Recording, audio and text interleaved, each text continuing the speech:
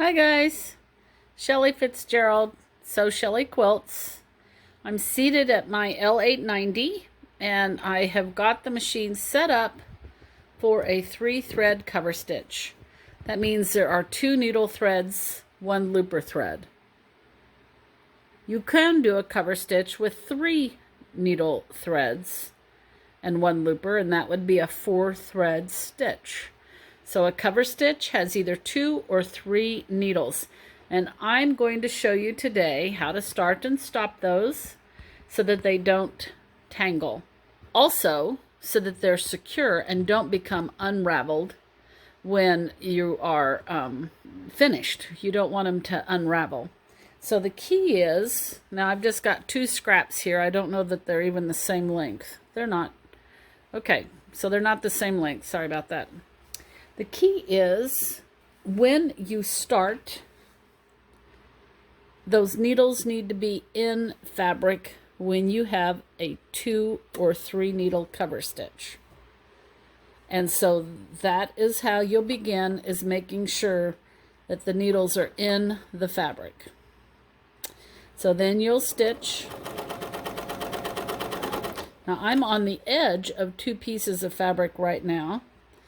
I'm going to show you how to secure the end of that. So in order to stop, my pieces were not even, but I'll just stop where the top one is. And I'm going to raise the needles. So every time you're stopping a cover stitch, you raise the needles, raise the foot, take something. Now Bernina puts this CS lock tool in with their 8 series machines. It's a cool little flexible tool. Sweep on top of the fabric, under the foot, and pull those needle threads to cut. Now once you've cut those needle threads, here's the cool part. Let me zoom in so you can see. That lower looper is going to pull those upper 2 threads to the back. And when it does, it locks them and they're not going anywhere. So because of finishing the seam like that, you can cut those threads and they're not going anywhere.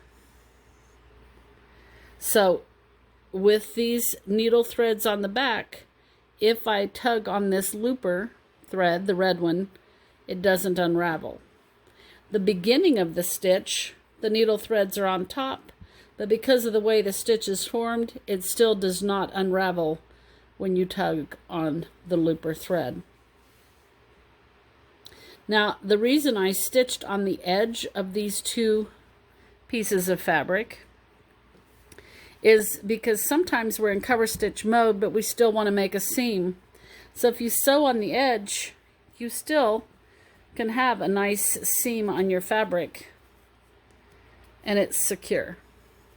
So that's just an added bit of information. So if you still had to make a seam, you could do it like that. It's another way to do it. Then let me show you how to remove this. So let's pretend now it's not going anywhere because we pulled the needle threads to the back. But let's pretend that we want to unravel this. Let's assume that we're going to want to take this out. Well, all we do is make sure that these 2 needle threads go back to the front. And in order to do that, we can either pull them out so that they're on the front, or just clip it. If you just cut it, then it's no longer pulled to the back. Either way would work. And once you've done that, then when you grab the looper, it is released. This is why you do want to lock, so that your hard work doesn't all of a sudden become unraveled. Because then when you take all these out, it's 100% gone. Okay? But if you did need to take it out, that's how easy it is after you did lock it. Okay? So let's zoom out again. And I'm going to raise this machine. I'm on one of the beautiful tables designed for these machines. Ask your Bernina dealer about them. I'm going to take the table off, and that allows us to see the free arm. And I've got just another scrap. I don't have a project here, just a scrap. And I'm going to sew in the round, and we'll pretend that I've folded this under in order to make a nice hem. But I'm just going to show you how you're going to start and stop when you make a hem. Get zoomed back in here. So you start obviously in the fabric because you're on the flat surface. Get that flat under there. And you sew around, and when you come back to where you started, if there are any threads on the top, you can cut those. And then what you're going to do is aim the previous stitching at these needle marks, okay? So you're going to stitch, and as you go, you're going to make sure that the needle mark on the foot is lined up with your actual stitching. You'll just stitch over it for a half an inch or so. Raise the foot, needles, I mean, raise the foot.